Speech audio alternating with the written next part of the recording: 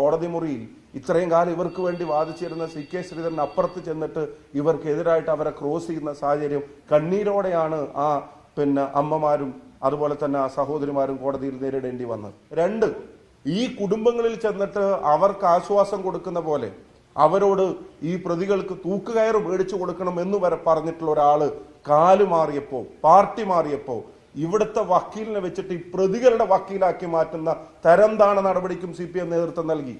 CK Sreedharan ഈ വാദികൾക്ക് വേണ്ടി, ഈ കുടുംബത്തിന് വേണ്ടി കേസ് വാദിക്കാൻ വേണ്ടി നിന്നിരുന്ന ആളാണ്.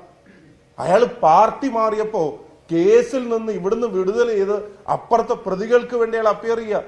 ഏറ്റവും ഖേദകരമെന്ന് പറയട്ടെ, അയാൾ നേരിട്ട് കുടുംബങ്ങളിൽ ചെന്ന് ആശ്വസിപ്പിച്ച ആ അമ്മ നിങ്ങൾ ഇവിടെ ഇപ്പൊ കണ്ടു, പ്രിയപ്പെട്ട ലതേച്ചിയും ബാലാമണി ചേച്ചിയും, അവരുടെ രണ്ടുപേരെയും കോടതിയിൽ ക്രോസ് ചെയ്യാൻ ഇദ്ദേഹം തയ്യാറായി എന്നുള്ളതാണ്. രണ്ട് പെങ്ങന്മാര്, അമൃതയും അതുപോലെ തന്നെ കൃഷ്ണപ്രിയയും,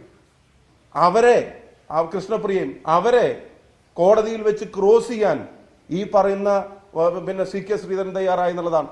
അപ്പൊ മെമ്പർഷിപ്പ് CPM-ന്റെ കൊടുത്ത് പാർട്ടിക്കാരനായപ്പോ ആ വക്കീല് ഈ കേസിൽ ഈ കുടുംബത്തിന് വേണ്ടി, നീതിക്ക് വേണ്ടി നിലകൊണ്ടിരുന്ന വക്കീല് പാർട്ടി മാറി അപ്പുറത്ത് ചെന്നപ്പോ അയാളെ തന്നെ ഉപയോഗിച്ച്, ഈ കേസിന്റെ എല്ലാ കാര്യങ്ങളും അറിയാവുന്ന അയാൾ അപ്പുറത്ത് ഉപയോഗിച്ച് പോലും ഈ പ്രതികളെ രക്ഷിക്കാൻ CPM ശ്രമിച്ചു എന്നുള്ളതാണ്. അതിനൊക്കെ പരാജയപ്പെടുത്തിയിട്ടാണ് ഇപ്പൊ ഇവർ കുറ്റക്കാരാണെന്ന് കോടതിയുടെ മുമ്പിൽ തെളിയിക്കാൻ പ്രോസിക്യൂഷന് കഴിഞ്ഞിട്ടുള്ളത്. ഇത്രയും ദിവസം ഒരു പരോള് പോലും കൊടുക്കാത്ത തരത്തിൽ തന്നെ ഈ കേസിന് മേൽനോട്ടം വഹിക്കാൻ പാർട്ടിക്കും ഇതിന്റെ അന്വേഷണ ഭാഗമായിട്ടുള്ള പ്രോസിക്യൂഷനും കഴിഞ്ഞിട്ടുണ്ട്.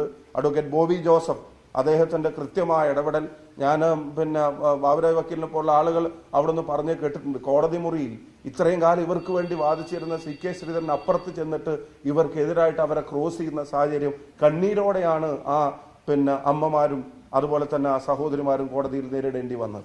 അപ്പോ അത്തരം എല്ലാ ശ്രമങ്ങളെയും അതിജീവിച്ചിട്ടാണ് ഇത് തയ്യാറായത്. പിന്നെ ഒരു തരത്തിലും ഈ വിധിയിൽ ഇവിടുത്തെ ഗവൺമെന്റിനുമായിട്ട് ബന്ധപ്പെട്ട അന്വേഷണ സംവിധാനങ്ങൾക്ക് ആശ്വസിക്കാൻ ഒന്നുമില്ല.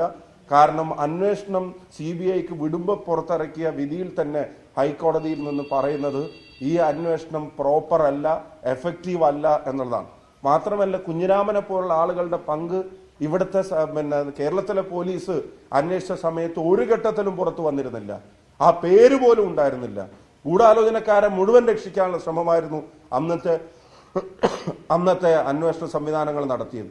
അപ്പൊ CBI അന്വേഷണത്തെ കുടുംബം ആവശ്യപ്പെട്ടതുകൊണ്ട് കോടതിയിൽ സിറ്റിങ്ങിന് ലക്ഷങ്ങൾ എണ്ണിക്കൊടുക്കുന്ന വക്കീലുമാരെ കൊണ്ടുവന്നിട്ട് അതിനെ അട്ടിമറിക്കാൻ ഗവൺമെന്റ് നടത്തിയ ശ്രമങ്ങളെ അതിജീവിച്ചിട്ടാണ് ഈ അന്വേഷണം മുന്നോട്ട് പോയത്, ഈ വിചാരണ മുന്നോട്ട് പോയത്. അതിൽ സാക്ഷികളായിട്ടുള്ള ആളുകൾ 150-150-ലധികം ആളുകൾ, അവരുടെ ക്രോസ്, വിസ്താരം, ഇതെല്ലാം കൃത്യമായിട്ട് നോക്കാൻ കഴിഞ്ഞു. ഇനി കടുത്ത ശിക്ഷ ഈ പ്രതികൾക്ക് കിട്ടണമെന്ന് കേരളം ആഗ്രഹിക്കുന്നു. ഈ പാർട്ടി തിരക്കഥയിലും സംവിധാനത്തിലുള്ള കൊലപാതകങ്ങൾ അവസാനിക്കണമെന്ന് ആഗ്രഹിക്കുന്നു. ഷുഹൈബിന്റെ കേസിൽ ഉൾപ്പെടെ ഉണ്ടായത് എന്താണെന്ന് നമുക്കറിയാം. ഖജനാവിൽ നിന്ന് ഈ പണം ചെലവഴിച്ചതിന് കേരളത്തിലെ ജനങ്ങളോട് മറുപടി പറയണം.